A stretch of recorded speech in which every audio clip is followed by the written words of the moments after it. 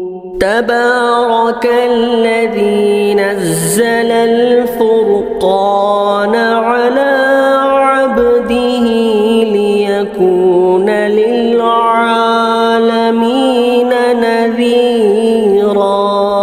عزیز نے سوال کیا ہے، مفتی صاحب فائنانسر گاڑی کے ڈیلر کو گاڑی کے نام ٹرانسفر کرنے کے لیے کبھی 4,000 روپے اور کبھی 4,500 روپے دیتا ہے، گاڑی نام ٹرانسفر کرنے میں کبھی 3,000 کبھی 3,200 روپے خرچ ہوتے ہیں، اور 4,500 روپے اور 4,000 4,500 اور 4,000 میں سے ما بقیہ رقم بچ جاتی ہے، تو کیا اس رقم کا اپنے استعمال میں لینا شرعاً جائز ہے؟ نہیں۔ سوال کرنے والے محمد اقلیم صاحب، متحر پردیش۔ دیکھیے اقلیم صاحب، میں نے جو آپ کا سوال سمجھا اس سارے سوال کا میں خلاصہ پیش کر دیتا ہوں۔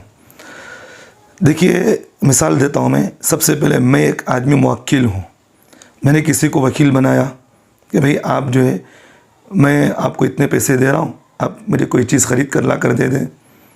اب جس آدمی کو میں نے وکیل بنایا ہے اس آدمی کے لیے ضروری ہے کہ وہ چیز مجھے خرید کر دے، پھر جتنی رقم بچے گی وہ رقم مجھے پوری واپس کرے۔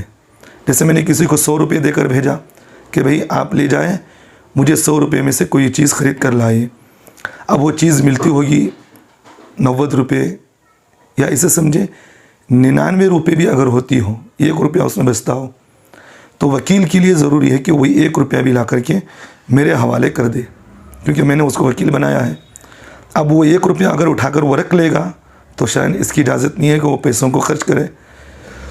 تو اس لیے آپ کا سوال کا جواب یہی ہے کہ موکل نے جس آدمی کو وکیل بنایا ہے جتنے پیسے بھی بچے وہ سارے پیسے لا کر کے اس آدمی کے حوالے کر دے، اس میں سے کسی پیسے کو لینے کی شرعاً اس کو اجازت نہیں۔ اگر لینا چاہے تو پہلے ہی معاملہ کر دے کہ بھی جتنے پیسے میں بچیں گے میں اب رکھ لوں گا، اگر موکل اجازت دے دے آپ رکھ لے، کوئی بات نہیں، کیونکہ اللہ تعالیٰ نے قرآن مجید کے اندر فرمایا ہے وَلَا تَأْكُلُوا أَمْوَالَكُمْ بَيْنَكُمْ بِالْبَاطِلِ وَتُدْلُوا بِهَا إِلَى الْحُكَّامِ لِتَأْكُلُوا فَرِيقًا مِّنْ أَمْوَالِ النَّاسِ بِالْإِثْمِ وَأَنْتُمْ تَعْلَمُونَ۔ اللہ تعالیٰ نے اس آیت میں فرمایا جس کا مفہوم یہ ہے کہ تم باطل طریقے سے مال کسی کا نہ کھاؤ، تو یہ بات بھی یہی ہے کہ بھی جس آدمی کو موکل نے وکیل بنایا ہے جتنے پیسے بچے وہ پیسے واپس کر دیں اس کو، اس کی اجازت کے بغیر آپ نہیں کھا سکتے۔ یہ چیز اکثر یہ ڈیلروں کے اندر یا کمپنیوں میں جو وکیل کی حیثیت سے کام کرتے ہیں ان کے لیے ضروری ہے کہ معاملات کو صاف صاف رکھ کر کے کام کرے، دھوکہ دہی نہ کرے۔ اس لیے اللہ کے رسول نے فرمایا من غشا فلیس منا، جو آدمی دھوکہ دے وہ ہم میں سے نہیں ہے۔ تو اس لیے دھوکہ دہی نہ کرے، جو بھی معاملات ہو صاف صاف رکھیے۔